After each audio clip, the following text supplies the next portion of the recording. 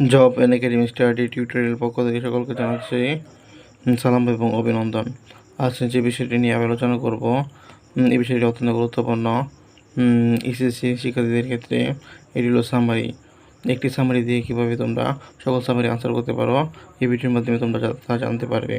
প্রথমে সামারি, একটা প্যাসেজের মাধ্যমে যখন সামারি আসে তখন এই প্যাসেজ থেকে কীভাবে সামারি আনসার করবে, এটাই একটার মাধ্যমে সকলটি আনসার করতে পারবে। প্রথমে the passage is mainly writing about the, এরপর এই প্যাসেজটা কি সম্পর্কে বলা হয়েছে, অর্থাৎ এটা প্যাসেজটা গুরুত্ব সম্পর্কে দেওয়া থাকে তাহলে ইম্পর্টেন্ট হবে।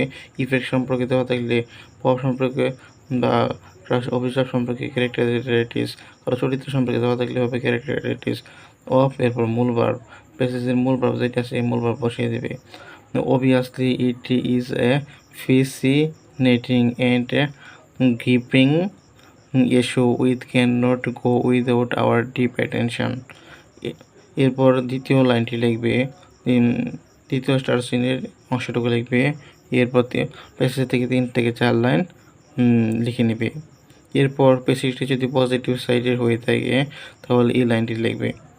We have learned a lot of things by reading these passages and should try to apply in our practical life. যদি এটি নেগেটিভ প্যাসেজ হয়ে থাকে তাহলে এটা না দিয়ে এটা লিখবে। লাস্ট অংশটুকু নেগেটিভ প্যাসেজ হয় তাহলে we should be